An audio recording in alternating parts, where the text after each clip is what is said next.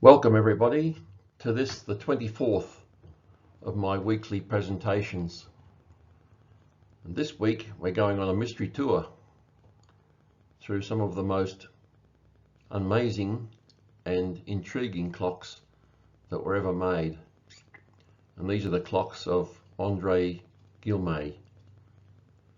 And on this picture you can see two of probably the most common, although not simple, clocks.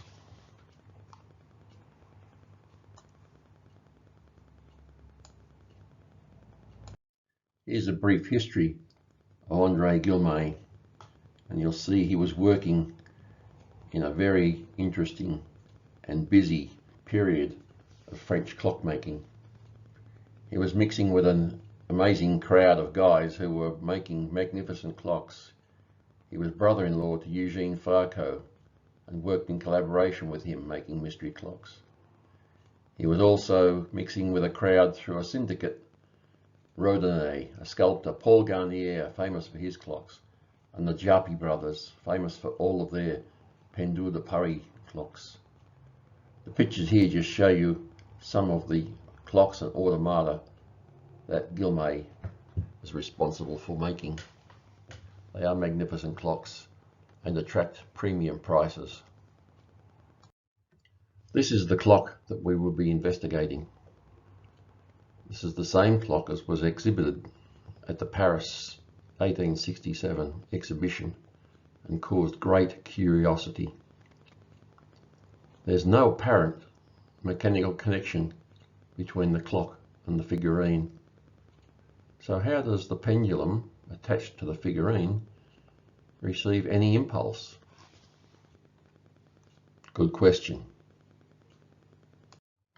The figurine holding the pendulum simply sits on the brass platform and can be removed by lifting away from the platform. She is not permanently attached to the clock. And yet, as the clock is running, the pendulum has an arc of some 50 millimeters or more, and yet the statue does not appear to move at all. This is amazing. So the only way to solve this mystery is to actually go inside and remove the movement. Once the movement is out, it looks very simple.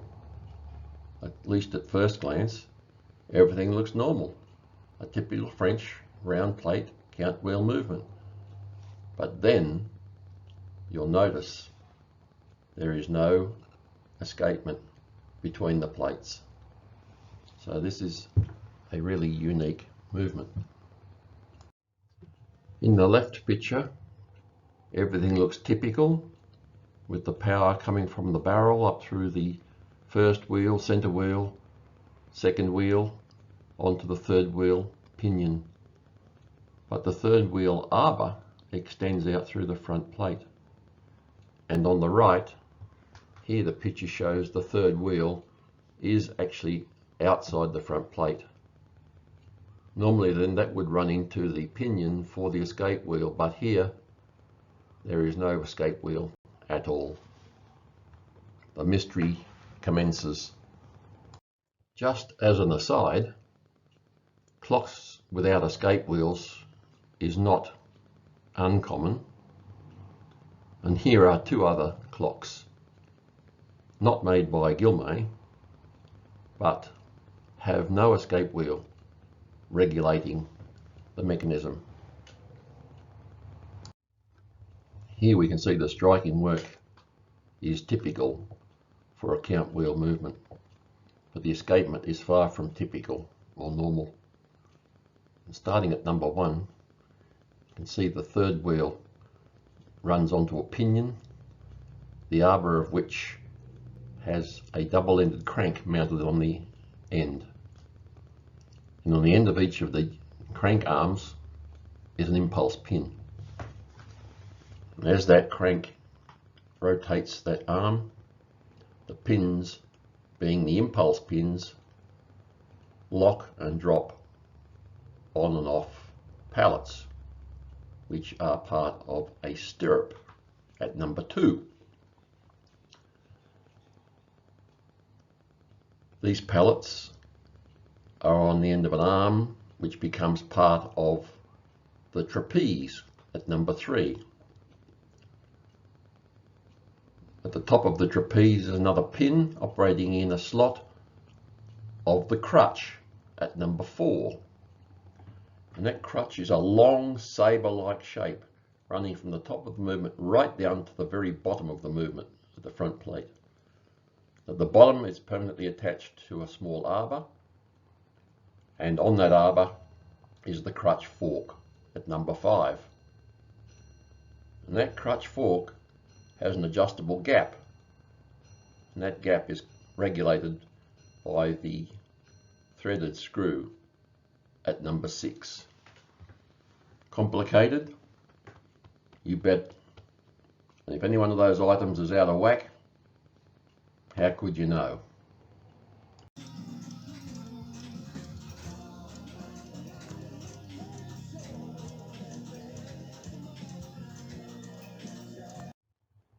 Every picture is worth 1,000 words, and I think a moving picture is worth even more. So having seen the complication on the last slide, here you'll get a better impression of how it all works with this short video. Profit aged care provider, Copper currently offers high quality permanent clinical and respite care.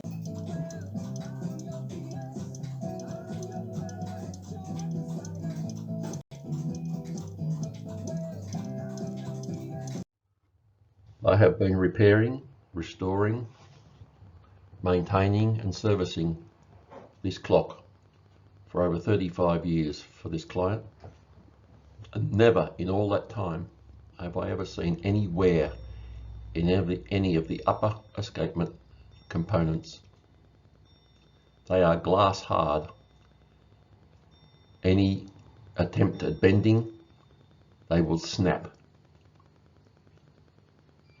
These videos show up close how the system operates.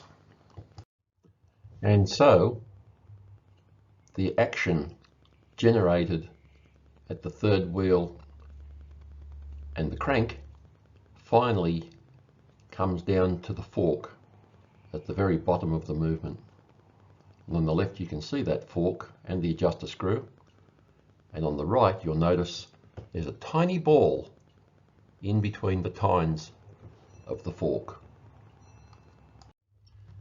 In the back plate of the movement is this strange cutout, and looking through that cutout to the front plate there's a small rectangular hole, and through that hole you can see the 2 tines of the fork outside the front plate. On the right hand picture we now see how the plinth, or the base for the figurine, is mounted within the case. It's a heavy cast iron post with the brass disc attached to the top on the outside of the top of the clock, and the post has conical pivot at the bottom and a brass arm protruding forwards with that tiny ball on the end of that arm. With the movement installed into the case, here you can see that brass extension arm from the post through the movement and the tiny ball ending up between the tines of the crutch. And that minute amount of action at that crutch is then transferred to the post, which runs vertical up to the figurine. Notice that the bottom of the post has an adjustable conical pivot, which allows for adjustment of the ball height between the fork tines, ensuring that the power is transmitted correctly upwards. Under the figurine, inside the brass platform, is the top conical pivot for that cast iron post, and it also is adjustable so that the cast iron post remains vertical and running freely between two conical pivots, and then the figurine simply sits on top of a cover plate that sits on top of those screws.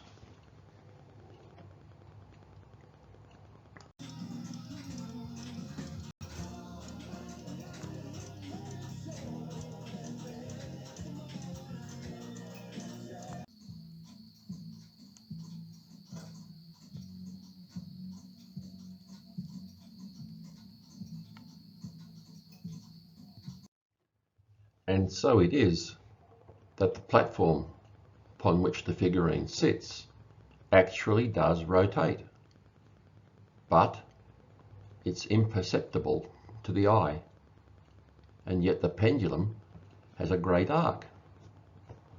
The only way that I can show you that the base of that figurine is actually rotating is to put an extension arm on, and these videos here will show you how little that base is actually moving. In fact, it's only moving 2 thou at the figurine's hand.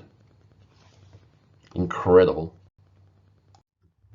Here is a schematic of the entire system. It's for you to study and analyze in case you have one of these clocks to repair. I've been maintaining this clock for many, many years now, and I'm still amazed at how such a small amount of action can be transferred through so many levers and rods and connections and yet not lose any of the motion. I hope now you're a little wiser as to how Guilmet managed to create such a masterpiece. Thanks for watching this presentation, and if you have one of these clocks to repair, don't call me. Thank you. Goodbye.